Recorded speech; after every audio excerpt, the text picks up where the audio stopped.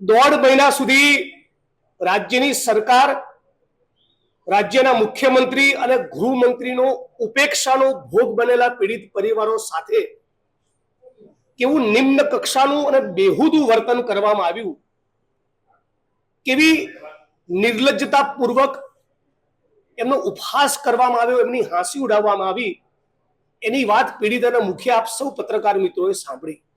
એટલે આ દેશની સંસદમાં ગુજરાતની ભાજપ સરકારની ભૂમિકા એક્સપોઝ થવાની છે એવી બીકના પગલે કોઈ સાચી લાગણીથી પ્રેરાઈને પીડિતોને મળ્યા નથી.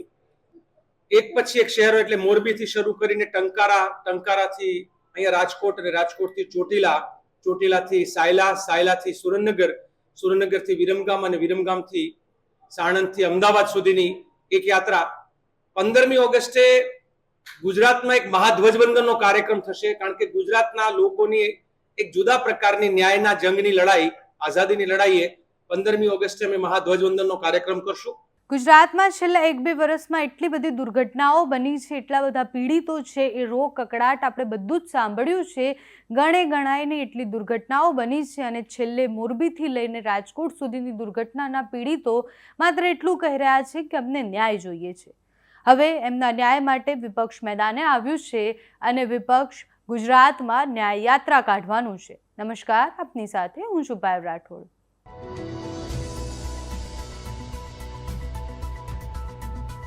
રાજકોટ ટીઆરબી ગેમ ઝોન અગ્નિકાંડની તપાસનો સિલસિલો યથાવત છે. આ દરમિયાન કોંગ્રેસ મેદાને આવ્યું છે. કોંગ્રેસ મોરબીથી રાજકોટ અને ત્યારબાદ અમદાવાદ સુધી ન્યાય યાત્રા યોજશે. ન્યાય યાત્રા ઓગસ્ટ મહિનાના પહેલા સપ્તાહથી શરૂ થશે. પીડિત પરિવારોને ન્યાય મળે અને ઝડપથી તપાસ થાય, સાથે જ નિષ્પક્ષ તપાસ થાય એ માટે કોંગ્રેસ મેદાને આવ્યું છે. કોંગ્રેસ પક્ષ દ્વારા ઓગસ્ટ મહિનાના પહેલા સપ્તાહ દરમિયાન મોરબીથી ન્યાય યાત્રા શરૂ કરવામાં આવશે. ન્યાય યાત્રા મોરબીથી રાજકોટ પહોંચશે, ત્યારબાદ અમદાવાદથી સુરત જશે. આ ન્યાય યાત્રામાં દેશભરમાંથી અલગ અલગ સંગઠનો પણ જોડાશે. લાલજીભાઈ દેસાઈએ આ મુદ્દે પત્રકાર પરિષદ યોજી અને બધી જ જાણકારી આપી છે. એ પત્રકાર પરિષદમાં જિગ્નેશ મેવાણી પણ હાજર હતા. ઘણા બધા નેતાઓ એવા છે કે અગ્નિકાંડ થયા બાદ સતત એ ઘટનાના પીડિતો સાથે મળતા રહ્યા છે. તો આજે પ્રેસ કોન્ફરન્સમાં શું થયું તે સાંભળો.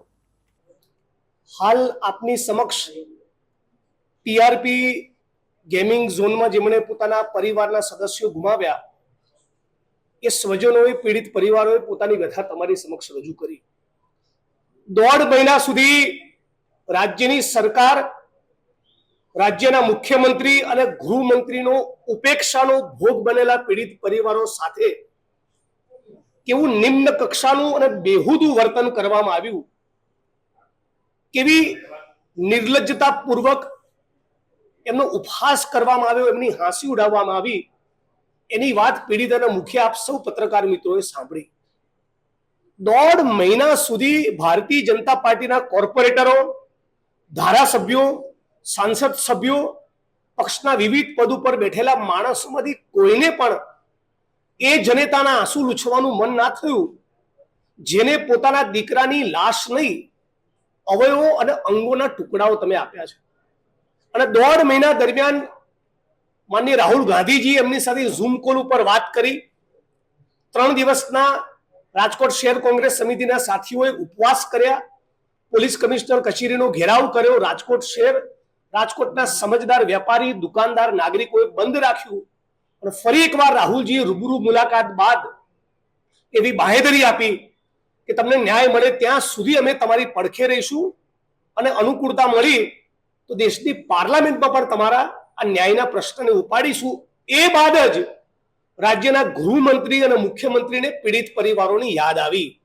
એટલે આ દેશની સંસદમાં ગુજરાતની ભાજપ સરકારની ભૂમિકા એક્સપોઝ થવાની છે એવી બીકના પગલે કોઈ સાચી લાગણીથી પ્રેરાઈને પીડિતોને મળ્યા નથી.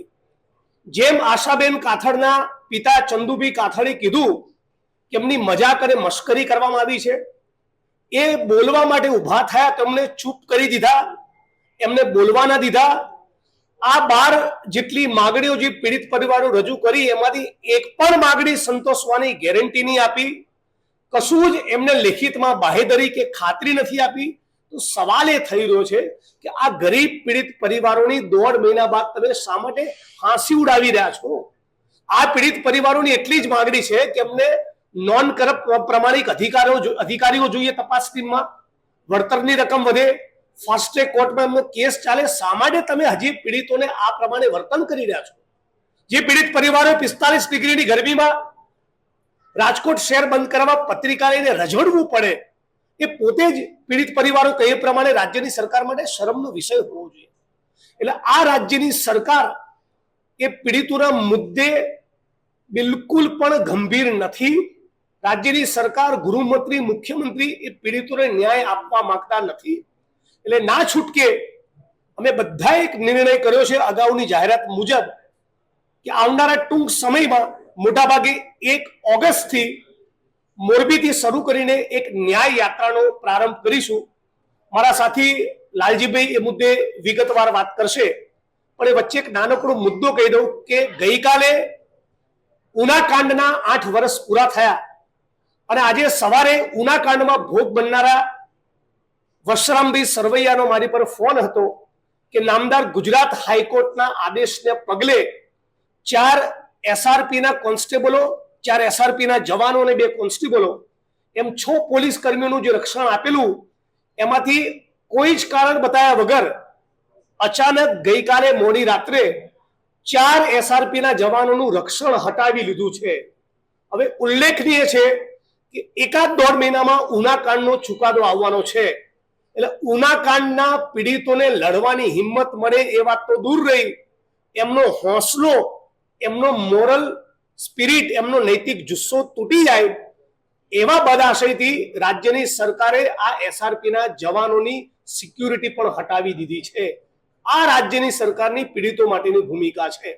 વધુમાં કેટલાક પત્રકારો જે સતત બોલ્ડ બનીને મજબૂતાઈથી આ મુદ્દા ઉપર લડી રહ્યા હતા, અગ્નિકાંડના મુદ્દે રાજ્યની સરકાર અને પોલીસની ભૂમિકાને એક્સપોઝ કરી રહ્યા હતા, એવા પત્રકારોની ઓફિસમાં પણ દરોડા પાડી ઓફિસ સીલ કરવામાં આવી છે અને રાજકોટના મીડિયાને પણ પોલીસ કમિશનર કચેરી દ્વારા બેન કરવામાં આવેલું.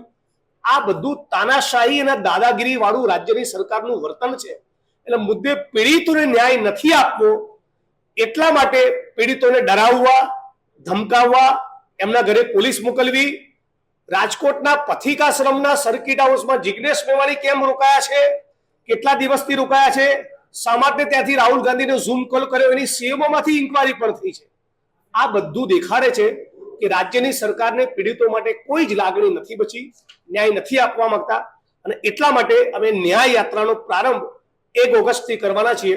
મારા સાથી અને સેવાદળના રાષ્ટ્રીય પ્રમુખ માનનીય લાલજીભાઈ એ મુદ્દે વિગતવાર ચર્ચા કરશે. લાલજીભાઈ, સૌથી પહેલા તો હું મીડિયાના સૌ સાથીઓનો આભાર માનીશ કે આખું ટીઆરપી ઝોનના ભ્રષ્ટાચાર અને અન્યાયના આ એક કરુણાંતિકા વાળા ઘટનામાં તમે લોકો જે જનતાની લડાઈ, પીડિત પરિવારોની લડાઈ તમે જે લડ્યા છો એના લીધે અમને પણ ઘણું બળ મળ્યું છે લડવા માટેનું, એટલે તમારો આભાર. પણ સાથે સાથે એ પણ કહું, જેમ જિગ્નેશભાઈએ હમણાં વાત કરી કે જેમ પીડિત પરિવારોને અને વિપક્ષોને પ્રતાડિત કરવાનું અત્યારનું શાસન કામ કરે છે, એમ તમારે બધાને પણ કદાચ બહુ જ ટૂંકા ગાળામાં પ્રતાડિત થવાનું આવશે. તમે પણ મક્કમ અને નિર્ધાર બનીને લખશો તો કહેવાતી મૃદુ સરકાર જે છે એનો કોરડો વીંચશે એવું દેખાઈ રહ્યું છે. ધમકીઓ પત્રકારોને પણ મળી રહી છે અને તમે આવું બોલવાનું બંધ કરો, નહીં તો તમારી અને ઇનડાયરેક્ટલી મેસેજ પણ પહોંચી રહ્યા છે જે આપણા મક્કમતાથી વાત કરનાર મીડિયાના જગતના લોકો ઉપર કે તમારી ઉપર કેસ થવાની પૂરી સંભાવના છે. એટલે હું આપ સૌને પણ કહીશ કે આપ જે લડાઈ લડી રહ્યા છો એમાં અમે આપની સાથે છીએ, તમે જનતાની લડાઈ લડો છો. ટીઆરપી ગેમ ઝોનની ઘટના પછી પીડિત પરિવારોને મુખ્યમંત્રીનું બોલાવવું એટલે મને ક્યાંક આમ એવું આશા જાગેલી કે આ મુખ્યમંત્રી ભલે રબર સ્ટેમ્પ કહેવાતા હોય, આ મુખ્યમંત્રી ભલે દિલ્હીના રિમોટ કંટ્રોલથી ચાલતા હોય, પરંતુ આ બાબતમાં એ કંઈક મૃદુ હોવાનું અને ખાસ કરીને જે ધાર્મિક હોવાનો એમનો જે ચહેરો છે એ જોતા મને એમ લાગતું હતું કદાચ આ બહુ જ ઝડપથી પીડિત પરિવારોની વાત સાંભળીને એક્શનમાં આવશે. પણ જેમ ભીનું સંકેલવા સમિતિ SIT રચાઈ છે એવી જ રીતે આમણે પણ એક લીપાપોથી કરવાનું અને માત્ર બોલાવીને વાત સાંભળવાનું નાટક કર્યું. આમ તો ન સાંભળ્યા બરાબરનું એમણે કામ કર્યું. આ બધું જોતા પીડિત પરિવારો સાથે ચર્ચા થઈને એમને પણ લાગે છે કે આ સરકારની સામે લડ્યા સિવાય ન્યાય મળે એમ નથી.